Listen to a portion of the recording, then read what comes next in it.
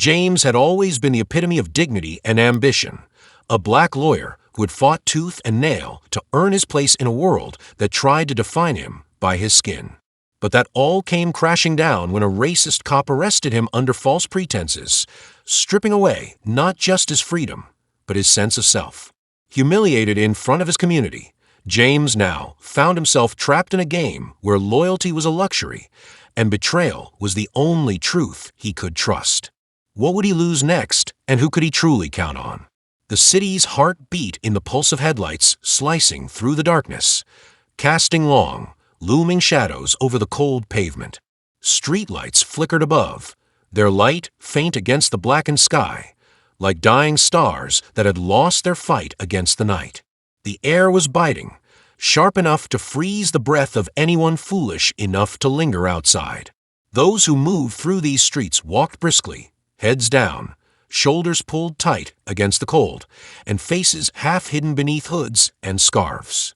From a distance, the faint sound of sirens, too distant to be relevant, but close enough to remind you of the world you lived in, wove in and out of the background noise. The sound was a familiar melody, one that had been part of the city's rhythm for years. It was the kind of noise that people grew numb to, like the flashing red and blue lights that never seemed to leave the streets. A constant reminder of the danger, the tension, the undercurrent of violence simmering beneath the surface. James Cole stepped onto the sidewalk with purposeful strides. He was a man in his late 30s, dark-skinned with sharp, angular features that gave him an air of determination, of someone who had learned how to survive in a world that didn't always make room for people like him. His suit was tailored perfectly, his every movement calculated and confident. To the casual observer, James seemed like he had everything: money, status, the respect of his peers. But tonight, beneath the surface, there was a tightness in his chest, an unease that lingered despite his outward calm. He paused at the corner, eyes scanning the street. The city felt like it was pressing in on him, the weight of its history and the judgments it still passed. His thoughts swirled with the memory of the courtroom, a case that should have been straightforward, but the subtle racism that always seemed to linger in the shadows had complicated things. In the world he moved through, the one where power and privilege ruled, being a black man was a constant struggle. Even when he won, the fight never truly ended. The scars weren't visible, but they were there, just beneath the surface. His attention snapped back to the present as the sound of a car rolling to a stop broke through his thoughts. He glanced over his shoulder, noting the vehicle's slow approach. The engine purred like a predator moving in for the kill.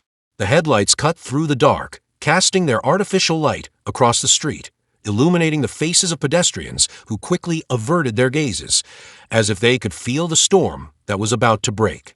The car stopped a few feet away, the window rolling down with a slow, deliberate movement. James' gaze flicked to the figure inside. Officer Richard Hawkins leaned out, his face sharp and weathered, a lifetime of policing etched into the lines of his expression. His uniform was impeccable, his badge gleaming under the dim streetlight. His eyes locked with James's for a moment, cold, calculating, and vaguely familiar. "Cole!" The officer's voice was steady, but there was something beneath it, something James didn't like. The edge of authority, a hint of disdain, or maybe something else, something more personal. James didn't respond immediately. Instead, he studied the officer, his mind running through the possibilities. Hawkins had been on the force longer than James had been a lawyer. They knew each other by reputation, but there was more to the man than his badge. Hawkins was one of those cops who believed in order, his own order, and in James's experience, that kind of person could never be fully trusted. "Yeah, I'm James Cole," he replied, his voice even but wary. "What's this about?" The officer didn't answer immediately. His eyes studied James for a moment, something shifting behind them. Then, without warning, he spoke again, his words clipped. "Get in the car." James froze for a moment, the tension in the air suddenly thickening. His instinct screamed at him to refuse, to walk away, but he knew that wouldn't be possible. Not here. Not like this. If he refused, the outcome was all too predictable. "What's this really about, officer?" James asked, his voice quieter now, a careful edge creeping in. Hawkins didn't flinch. He didn't offer any reassurance or explanation. His lips curved into a thin, tight smile that didn't reach his eyes, a smile that told James all he needed to know. It wasn't an invitation. It was an order. "We'll talk inside," the officer said, his voice low, dangerous. James didn't waste time arguing. He moved toward the car, opening the door with a resigned motion, and slid into the back seat. The door slammed shut behind him, and the lock clicked into place with a finality that sent a chill down his spine. The car moved forward, its tires humming against the pavement, and James settled back into the seat, trying to force his mind to calm. He stared out the window, watching the city blur past, his thoughts racing. Something didn't feel right. This wasn't a routine stop. This wasn't some random interaction. Hawkins had something on his mind, something more than a simple inquiry or a small infraction. And James couldn't shake the feeling that it had everything to do with who he was, with the color of his skin, and with the ever-present tension between them. Minutes passed, or maybe hours. It was hard to tell. Time seemed to stretch, slow down, as the car took him farther from the familiar parts of the city. The streets grew quieter, emptier, the lights dimmer, until it felt like the only thing left in the world was the steady hum of the engine and the growing dread that coiled tighter in James's chest. The car finally came to a stop. The engine cut out, and the world outside seemed to fall into an oppressive silence. James sat for a moment, breathing in deeply, but it did nothing to calm the storm inside him. He was no stranger to the power dynamics at play, but this felt different. This felt dangerous.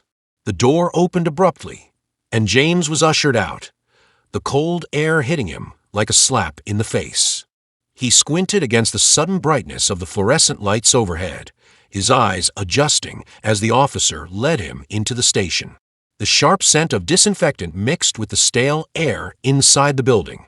The walls were lined with photographs and plaques, a display of the city's long and storied history in law enforcement. James's boots echoed against the tiled floor as they walked deeper into the station. Hawkins was silent, his presence suffocating, like a shadow that hung over James no matter how fast he tried to walk. "Sit," Hawkins commanded, pointing to a chair near a desk. James didn't hesitate this time. He took a seat, the cold plastic biting into his skin as he crossed his arms and leaned back, every part of him on edge. He couldn't shake the feeling that this was no ordinary night, no ordinary encounter. And in that moment, as the door to the station clicked shut behind him, James knew that the night was just beginning. The fluorescent lights hummed above James as he sat in the cold, sterile chair. The world outside the police station felt a lifetime away, a place where his name held weight, where his victories in court meant something. Here, in this antiseptic room, those victories felt distant as the man he used to be before the city and the system had torn away his innocence. The air was thick with tension, so thick that each breath felt like it carried the weight of 1,000 unspoken things. Officer Hawkins stood across from him, a solid figure framed by the harsh glow of the lights. His hands were folded behind his back, his posture rigid, eyes unblinking, as if James were already guilty of something. Hawkins didn't sit, didn't offer comfort. It was clear that he was in control, and James was meant to feel it. The silence between them stretched, heavy and deliberate, until Hawkins finally spoke. "You know," he said, his voice smooth but laced with an undercurrent of something darker, "there's a lot of people who don't like the idea of someone like you running around, acting like you're better than the rest of us." James's heart skipped a beat, but he didn't let his face betray any emotion. He had seen this before.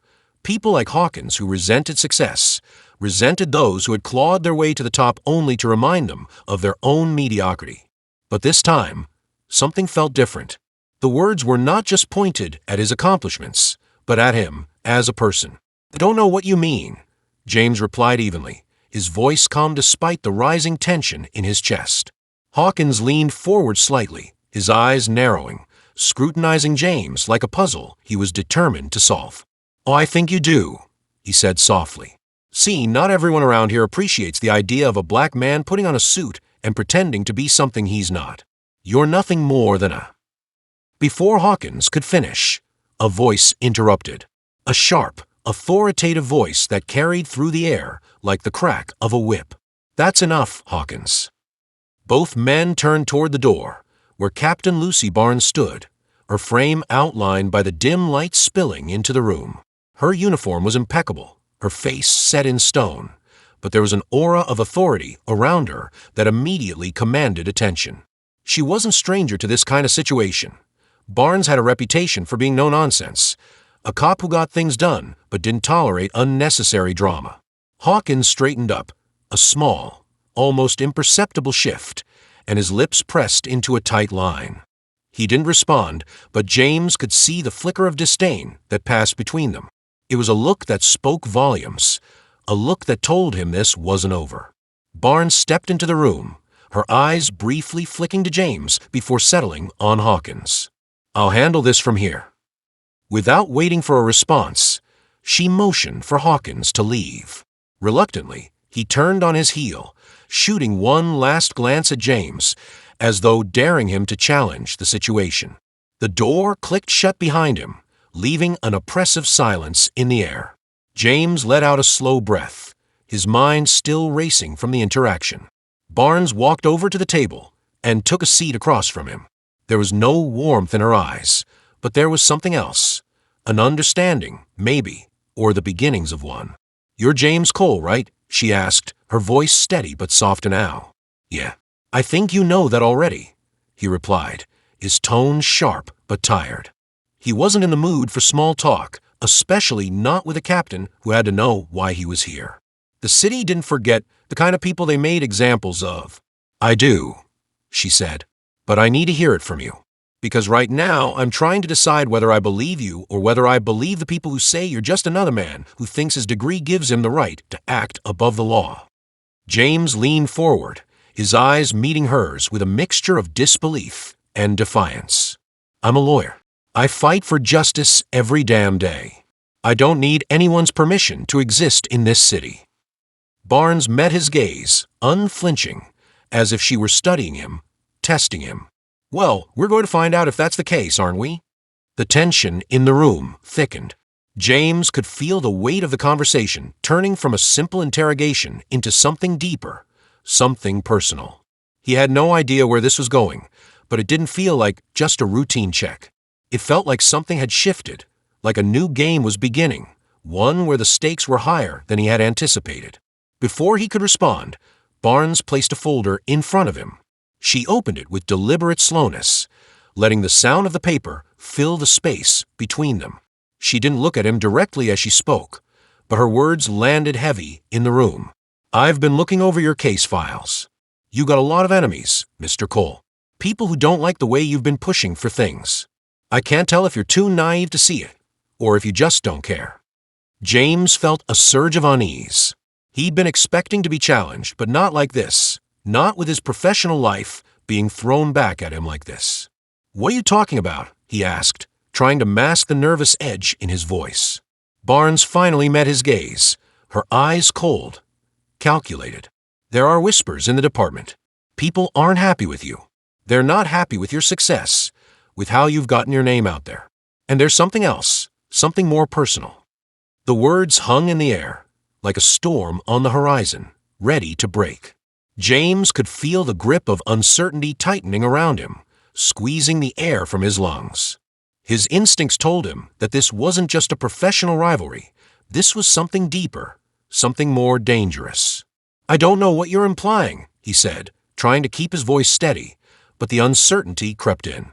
Barnes leaned forward, placing both hands on the table. "You're not the only one who's been keeping secrets, Mr. Cole. There's a reason why Hawkins doesn't like you.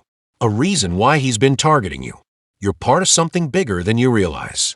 And I think you should start figuring out what that is before it's too late." The words felt like a punch to the gut, a warning wrapped in a cryptic riddle. James's mind raced, his thoughts stumbling over themselves as the implications of what she said sank in. Hawkins had always been a problem, but now the stakes were higher. This wasn't just about him anymore. It was about something much darker, something that had been lurking just beneath the surface all this time. Barnes stood up, her expression hardening again. "Think about what I've said, Mr. Cole. And remember, there are people out there who don't want to see you succeed. People who will do anything to bring you down." As she turned to leave, James sat back in his chair, the weight of her words pressing against his chest. His mind was a whirlwind of confusion and suspicion.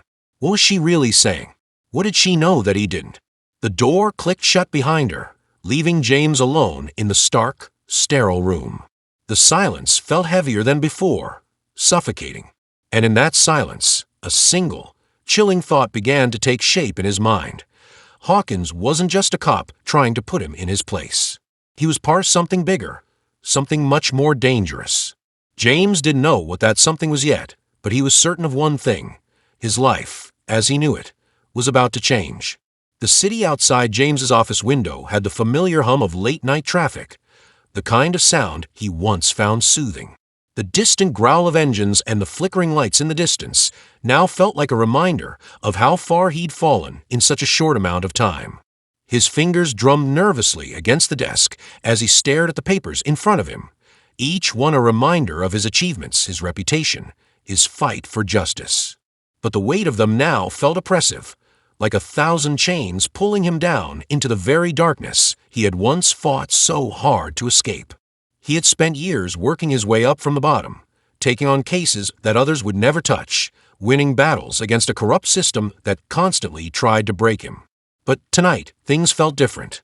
There was an itch in the back of his mind, a gnawing sensation that something was about to go terribly wrong. Something he couldn't see, something he hadn't prepared for. The knock on the door startled him. It wasn't hard to guess who it was. Only one person would dare come to his office this late, uninvited. "Come in," James said, his voice tight. The door creaked open, and Hawkins stepped inside. His presence immediately filled the room, suffocating it. The same tall, imposing figure, but this time there was something else in his eyes, something colder, something calculating. The usual bravado was gone, replaced with a more dangerous energy, one that James couldn't ignore. The air between them seemed charged, as if something was brewing, something that neither of them could stop. Hawkins closed the door behind him with deliberate slowness, the soft click of the lock sounding far too final. "We need to talk," he said, his voice low, almost too calm. James didn't respond immediately. He had no interest in talking to the man who had made his life hell for weeks. But the look in Hawkins's eyes made him reconsider. There was no anger there, no outright hostility, just a quiet, dangerous resolve. And James could tell that this conversation would not go the way he wanted.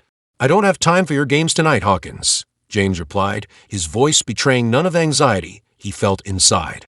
"Whatever it is you think you're doing, it ends here." Hawkins chuckled, a sound devoid of humor. "You think I'm the one playing games, Cole? You're the one who's been playing everyone else. But it's too late now. You've made your choice." James felt a chill wash over him, but he refused to let it show. "I don't know what you're talking about." Hawkins stepped closer, his shadow looming over James's desk. "Of course you do. You've been so busy hiding behind your suits and your lawyer's jargon that you haven't seen what's really been happening.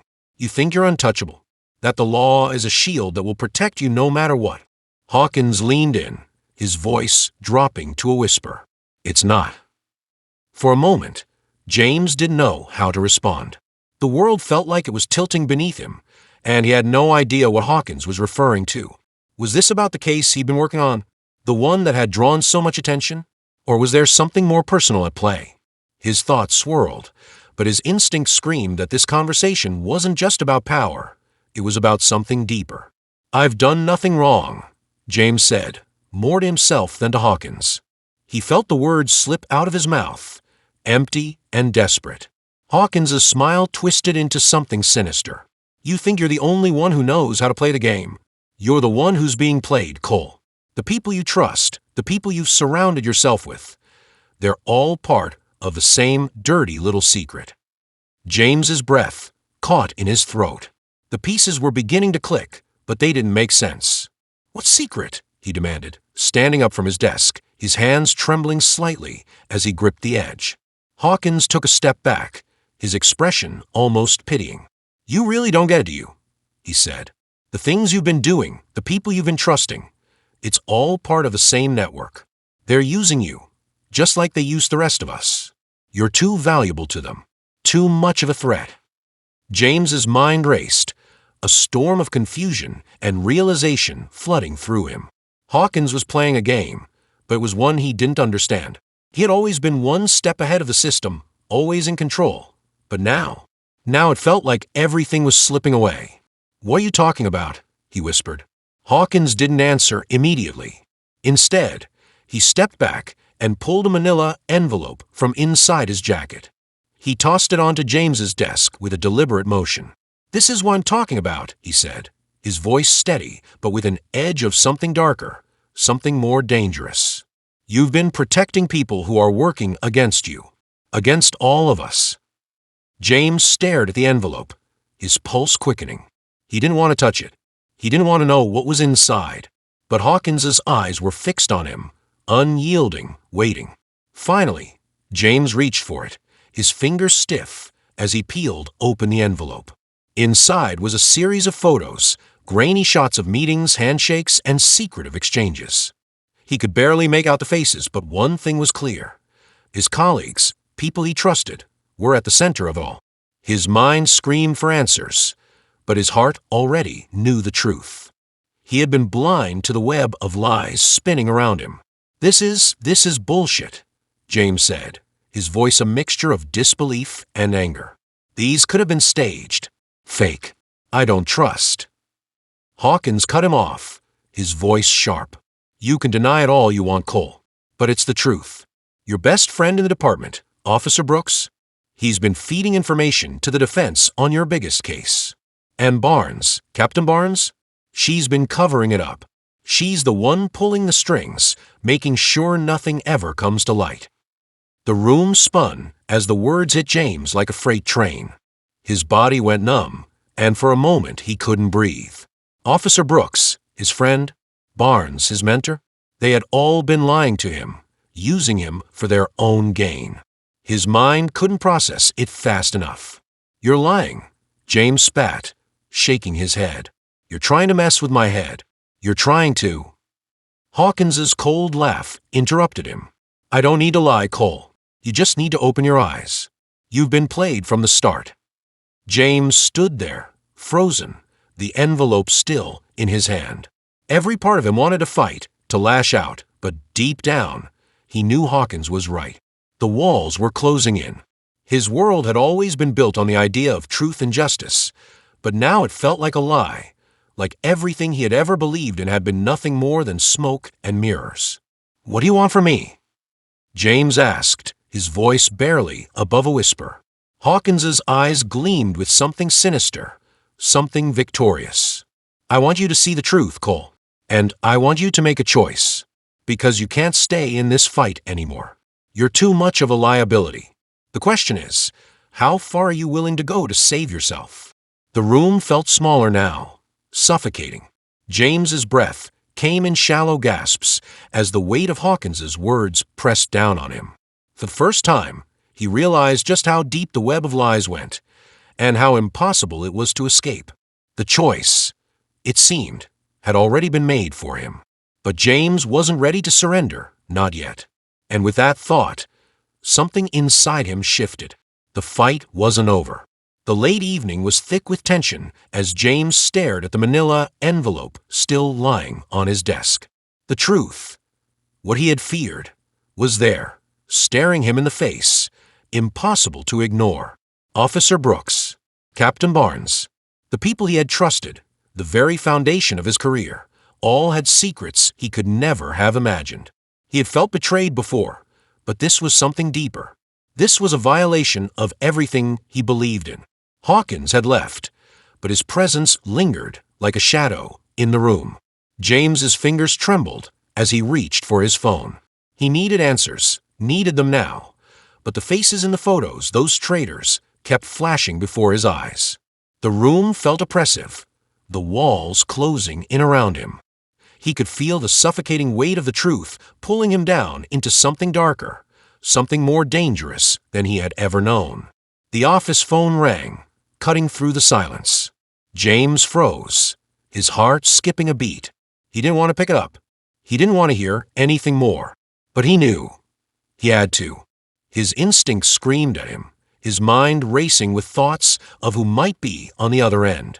"Cole," came a voice he knew all too well. His stomach dropped. It was Brooks. "Brooks," James replied, his voice cold and clipped. He wasn't sure what kind of mask he needed to wear for this conversation, but he was certain that the warmth of friendship they once shared had evaporated.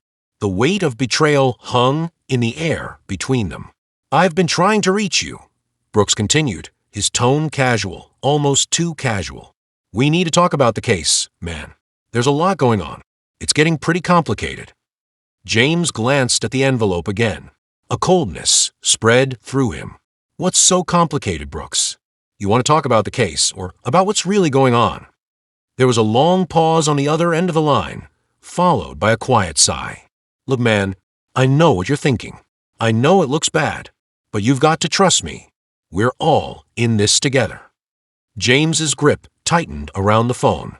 "Are we, Brooks? Are we really in this together? Because I've seen the photos. I've seen who you're working with. And I'm starting to think I've been the last one to know what's really happening here." The silence on the other end was deafening. For a moment, it felt like everything had stopped. No noise, no movement, just the sound of their breathing through the phone line. Then Brooks spoke, but his voice wasn't the same. There was no more bravado, no more pretense. "I didn't want this, Cole. I didn't want any of this. But you don't understand. It's not just about you or me. This goes deeper than you think." James's pulse quickened. This was it, the moment he had been dreading. "What does that mean, Brooks? What's deeper than this? What have you gotten yourself into?" There was a long pause, one so heavy that James could feel the weight of it pressing down on his chest. Then, in a voice that was barely audible, Brooks finally confessed. "It's Barnes, Cole. It's been her all along. She's been pulling the strings. She's the one who's been working with the defense." The floor seemed to fall out from under James. His hands went clammy as he stood there, unable to move, unable to speak. Barnes, his mentor, his captain, the one person he thought he could always rely on? This wasn't possible. It couldn't be. "You're lying." James spat, his voice hoarse. "You're telling me Barnes is behind this? After everything she's done for me? For this department? She." "Cole, you don't get it," Brooks interrupted, his voice frantic now. "She's not just some pawn in this. She's orchestrating everything. And you've been too close to her to see it. She's been playing both sides, using us to get what she wants." James's mind was reeling. His whole world, everything he had worked for, everything he had believed in, was crumbling around him. It was as if all the walls were closing in at once, suffocating him with their weight. "Why didn't you tell me this before?" James managed to say, his voice shaking with disbelief. "Why now, Brooks? Why tell me this now, after all the damage has been done?" "I didn't want to," Brooks admitted, his voice strained. "I didn't want to get caught up in it. But I can't let you keep walking into the fire without knowing what you're up against. Barnes, she's in deep with people you don't even know about. She's playing both sides, and we're all caught in her web." A cold rush of realization flooded through James's veins. He had trusted Barnes more than anyone. She had been a mentor to him, guiding him through the darkest days of his career. But now everything she had ever said, every lesson she had ever imparted, felt like a lie. She was a master manipulator, someone who had been pulling the strings from the shadows while pretending to be his ally. "I have to meet her," James said, his voice tight with anger. "I have to confront her. I'm not letting her get away with this." "No," Brooks said quickly, his voice filled with urgency. "You can't. You have no idea what she's capable of. She'll destroy you, Cole. She's already been doing it. It's already too late. Don't you see?" James slammed his fist against the desk, the sound echoing through the room. "It's never too late," he ground out. "I'm not backing down now." But Brooks's voice softened, almost pleading. You don't have to do this. You can still walk away. You can still save yourself before it's too late." The phone line went silent again, but this time James wasn't listening. His mind was elsewhere, racing with thoughts of what he had to do next, what kind of man he wanted to be in this moment. The fight had changed. What had once been about justice had now become about survival. James's gaze fell to the envelope on his desk. The photos, the evidence, it was all there. Everything was laid bare before him, and yet he couldn't bring himself to fully process it. How could everything he thought he knew about his colleagues, his friends, have been a lie? Brooks's warning echoed in his mind, but it was drowned out by a more powerful feeling, the need for truth. He had to know everything, had to see it with his own eyes. He couldn't back down now, not when he had come this far, not when the truth was so close.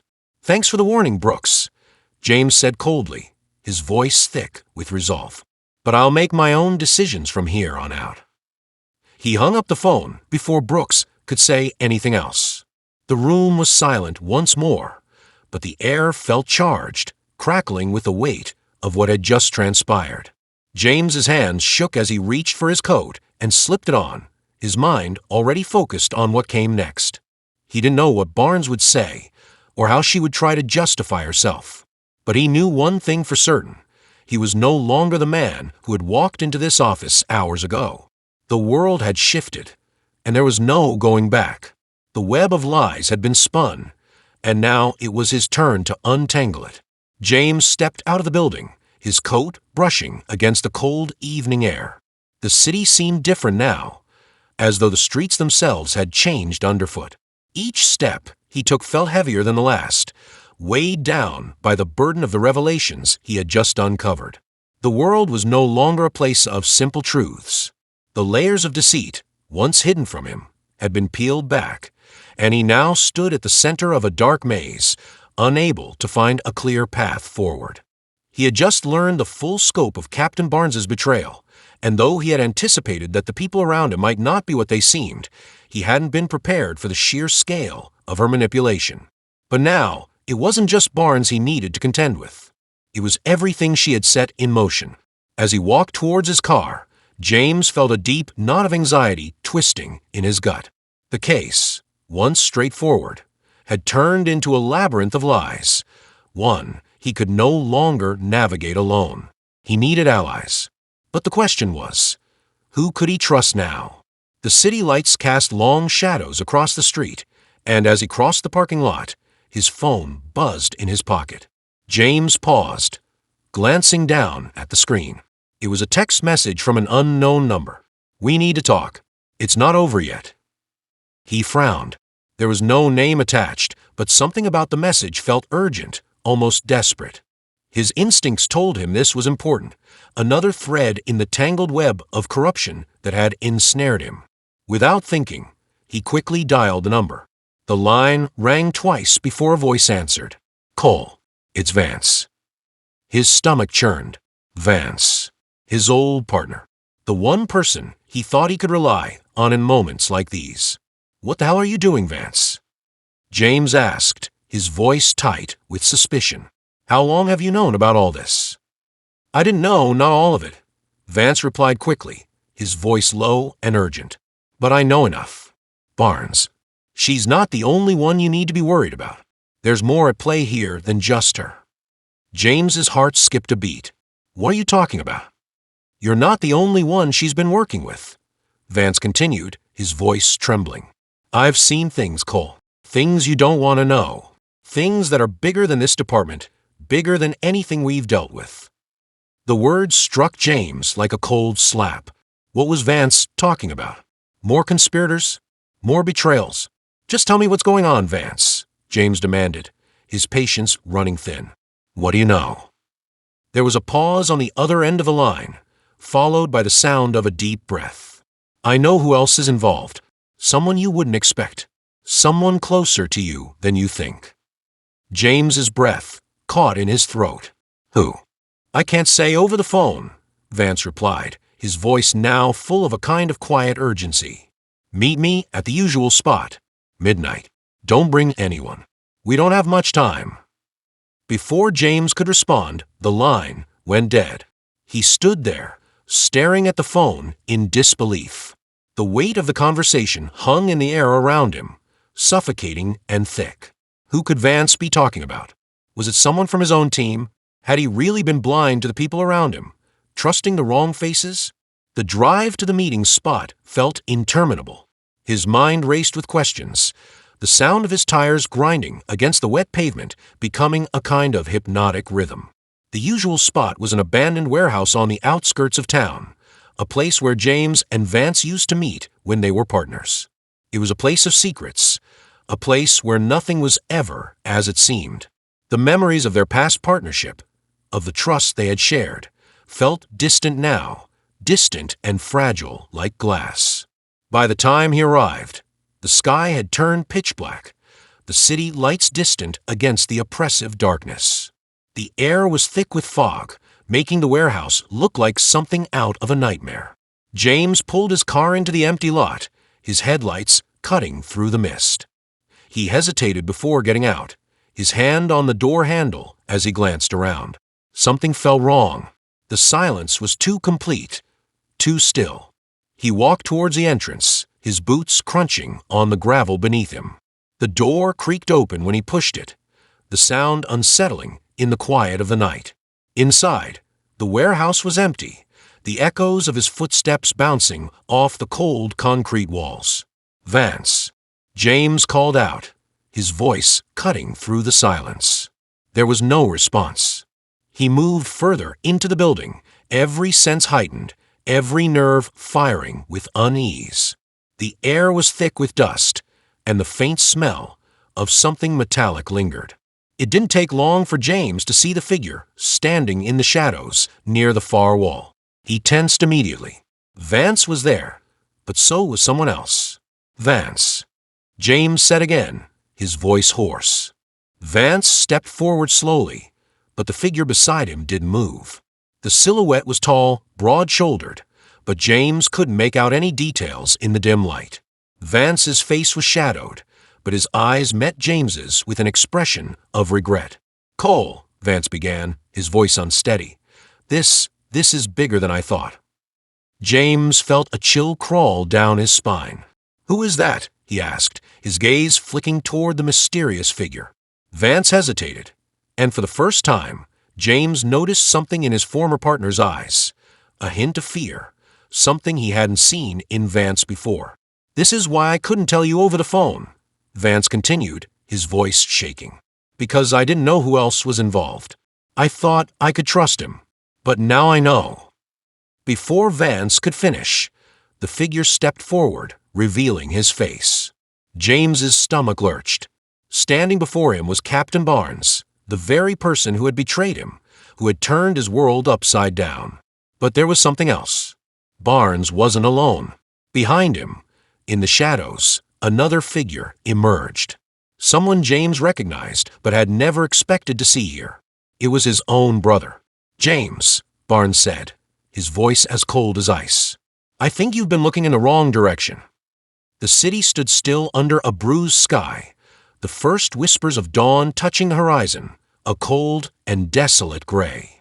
James walked through the streets, his footsteps echoing as they reverberated off the surrounding buildings, a sound that felt hollow now, empty, like his own heart. His phone buzzed in his pocket, but he didn't bother to check it. He knew what was coming. It had all been leading here, to this final confrontation. The tangled web of lies, the betrayals, the deceit, it was all coming to a head. He had driven all night, fueled by anger and confusion, barely pausing to consider the consequences of what he was about to do. All the pieces had fallen into place, but they had only made the picture more distorted, more incomprehensible. His own brother, the one person he had trusted above all else, was at the heart of the conspiracy. Captain Barnes, too, the woman he had once admired, had used him, manipulated him, had played him like a puppet. The truth was no longer a weapon, but a dagger twisting deeper into his chest with each new revelation. But now, as he approached the headquarters, his mind was clear. The time for questions and doubts had passed. This was it. He was walking straight into the eye of the storm. The meeting had been set for a small, inconspicuous building in the heart of the city, a place where the shadows seemed to linger longer than they should, where secrets were buried beneath layers of concrete and lies. James could feel the weight of the place as he stood at the door, his fingers brushing the cold metal handle, but he didn't hesitate. Inside, everything would finally be exposed. The door creaked open, and he stepped inside, his breath caught in his chest. The room was dimly lit, the heavy silence pressing against his ears. In the center of the room stood his brother, Mark, and beside him, Captain Barnes. Her cold, calculating eyes met his, and for a brief moment, the world seemed to stop. All the noise, the fury, the lies, it faded into the background. All that mattered now was this moment. "I've been waiting," Barnes said, her voice smooth, controlled. But there was a flicker of something beneath the surface, something raw, something desperate. James didn't respond. His eyes flickered between Barnes and Mark. He couldn't quite reconcile what he was seeing. His brother, the man who had always been the calm to his storm, now stood as part of this conspiracy, this dark, twisting nightmare that had consumed everything he thought he knew about loyalty, trust, and family. "I never wanted it to be like this," Mark said, his voice low, barely above a whisper. But there was no guilt in his eyes, no remorse, only an unsettling calm. James took a step forward, his fists clenching at his sides. "How long, Mark? How long have you been a part of this?" Mark's gaze didn't waver. "I didn't have a choice." The words hung in the air, the weight of them sinking into James's chest like a stone. There was no answer to that. There couldn't be. He had always known his brother to be a man of integrity, of principle. To hear him speak now, to hear him justify the unjustifiable, felt like a betrayal in the purest sense. "You had a choice," James spat, his voice shaking with rage. "You had a choice, and you chose this. You chose to stand with them. You chose to sell out everyone who trusted you." Mark didn't flinch.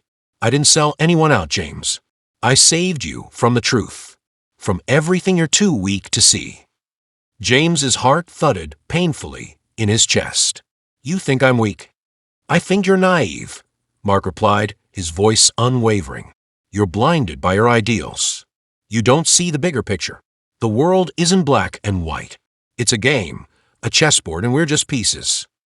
James's breath caught, a sudden wave of disbelief crashing over him. "You've been part of this corruption all along." His voice cracked with the question.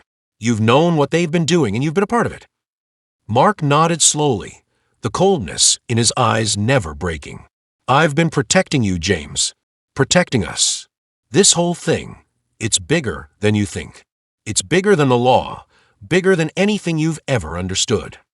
The words felt like daggers, and each one drove deeper into James's chest. The world seemed to spin, the room blurring at the edges. The truth was too much to bear. His own brother, his own flesh and blood, had been complicit in the very thing he had spent his life fighting against. The foundation of everything he believed in was cracking, crumbling beneath him. "I'm done with you," James muttered, his voice a low growl. "You're no brother of mine." Mark's eyes flickered, a hint of something, regret, perhaps, dancing behind them. But it was fleeting, gone almost as soon as it appeared. He didn't reach out. He didn't try to make things right. Instead, he stood there, cold and unrepentant. "You don't get it," Mark said, his voice low and almost sad. "I'm doing this for us, for both of us, for everything we've worked for." James's chest tightened with a mixture of anger and sorrow. "You're doing this for yourself. You've always been doing this for yourself. All of you." His eyes swept to Barnes, who watched the exchange with a quiet, almost satisfied expression. "You really think I'm a fool, don't you?" Barnes stepped forward then, her voice sharp. "No, James. You're not the fool. You're just the last piece of the puzzle. The one who's still too blind to see what's in front of him. This game is already over." The words landed like a blow. James's hands trembled at his sides, the weight of the situation crashing over him. The fight, the anger, it all surged inside him. He wasn't just facing betrayal. He was facing the complete dismantling of everything he had built, everything he thought he could trust. And it wasn't just coming from Barnes or even from Mark. It was a systemic rot, a conspiracy that reached far beyond the walls of this room. Without thinking, James lunged at Mark, his hands grabbing his collar, shaking him violently. "You lied to me," he shouted, his voice hoarse, raw. "You lied to me, and for what? For this. For power. For your own survival." Mark didn't fight back. He didn't resist. He just stood there, cold and indifferent, his eyes vacant. It was as if he had already given up on the idea of redemption, of reconciliation. Barnes stepped forward, her voice cold and final. "Enough." She pulled a gun from beneath her coat, pointing it directly at James's chest. The metal gleamed in the low light, the barrel steady. "It's over, Cole. You don't get to walk away from this." James froze, the weight of the weapon in his face, a stark reminder of the stakes. But even with the gun pointed at him, he felt a strange calm wash over him. Everything had already been lost. He was already deep in the storm. What difference did one more shot make? "You don't scare me," James said, his voice a whisper, but it carried in the tense silence. "Not anymore." There was a long, heavy pause, the seconds stretching out like hours. And then, without warning, Barnes's expression flickered. Just for a moment. The mask of control cracked, and for the briefest instant, James saw something else in her eyes. Fear, vulnerability, the realization that the game she had been playing was about to collapse around her. The room fell into a profound silence, broken only by the distant hum of the city that seemed to carry on, unaffected by the storm that had just passed through it. The gun was still aimed at James's chest, its cold metal an unmistakable symbol of how far things had come. The weight of it seemed to press not just on his body, but on his soul. The rawness of the moment lingered in the air, a suffocating presence. James stood still, the pulse in his temples thundering as if in sync with the ticking clock of his life. He felt the cold sweat gathering on the back of his neck, the heat of anger and despair still flickering inside him. He had come so far, so many lies, so much betrayal, and now, in this bleak moment, he was staring down his own ending. "You don't get to decide how this ends, James," Barnes said, her voice steady, but with a dangerous edge. "I've played this game far too long. You're nothing but a pawn, and pawns get sacrificed." James's eyes never left hers. She was right in one sense. He had been a pawn. He had played into her hands. But what she didn't understand, what none of them had ever understood, was that he was done being controlled. His choices, his anger, his decisions might have been manipulated, but they were still his. And now, standing here, with the weight of everything crashing down on him, he felt a surge of clarity. It wasn't about the fight anymore. It wasn't about the revenge or the reckoning. It was about something more profound. It was about what he stood for. "If I'm a pawn, then so are you," James said, his voice quieter now, but sharp, his words carrying a heavy resonance. "You think you've been playing me, but the game you've been playing has already played you. You're just too blind to see it." For a fleeting moment, Barnes's expression wavered. There was a flicker in her eyes, as if his words had finally pierced through the walls she had built around herself. But then she steadied herself again, her grip tightening on the gun. "You think I care about your little moral lessons? You think I care about anything but survival." James swallowed, the reality of her words sinking in. It wasn't about right or wrong for her. It was never about justice. It was about power. It had always been about power. And yet, as he stared at her, this woman he had once respected, once believed in, he saw the cracks in her facade. The walls she had built around her were thinner than he'd realized. "Survival isn't worth it if you lose everything that made you human," James said softly. "And you've already lost that." Barnes didn't respond. Instead, she slowly lowered the gun, her eyes narrowing, and the silence between them stretched. It was a silence that spoke volumes. She had heard him, and for the first time, she wasn't sure how to respond. She had spent her entire career in this world of manipulation, control, and deceit. But now, standing before him, she was forced to confront the emptiness of it all. James took a slow step forward, his heart pounding, not from fear, but from the overwhelming weight of everything that had happened. The betrayal of his brother, the lies that had been woven into every corner of his life. It all seemed to melt away in this moment. There was no dramatic final showdown to be had, no victorious stand to be made. There was just truth. And sometimes truth was more powerful than any weapon. "You're right," Barnes said finally, her voice a hollow echo of what it had once been. "Maybe I've lost myself." The words were reluctant, as if she was finally admitting something she had buried deep within her, but they hung in the air between them, heavy and laden with meaning. The sound of a door creaking open broke the tension, and James's gaze shifted. Mark was standing in the doorway, his face drawn, tired, defeated, but still very much a part of this broken world. His eyes met James's, and there was no need for words between them. The betrayal had been done. There was no taking it back. Mark walked slowly toward him, every step weighed down by the burden of their shared history. He stopped just a few feet away, his eyes meeting James's. The space between them was thick with years of unspoken words, of lost time, of fractured trust. "I thought I was protecting you," Mark said, his voice rough, as if it had been choked by his own guilt. "I thought I was doing the right thing, but I was wrong." James didn't answer immediately. There was a deep, gnawing ache inside him, a mix of anger, sadness, and something else. A deep sorrow for the brother he had once known, the man who had become someone he didn't recognize. "It doesn't matter now," James finally said, his voice calm, almost resigned. "The damage is done, but you have to live with it. You have to carry the weight of the choices you've made." Mark nodded, his shoulders sagging under the enormity of that truth. "I don't know if I can." James looked at him for a long time, the silence between them filled with 1,000 unspoken thoughts, 1,000 memories that could never be reclaimed. No one ever knows if they can, but we all have to try. It was a quiet admission, one that hung in the air for a moment before the weight of it settled over both of them. The silence that followed wasn't uncomfortable, but it was heavy. The years of loyalty, of love, of betrayal, they all felt like ghosts in that moment. James didn't expect forgiveness. He didn't expect anything but the knowledge that, for all the pain, they were both still here, still standing. And that in itself was something. Barnes stepped back, her expression unreadable now.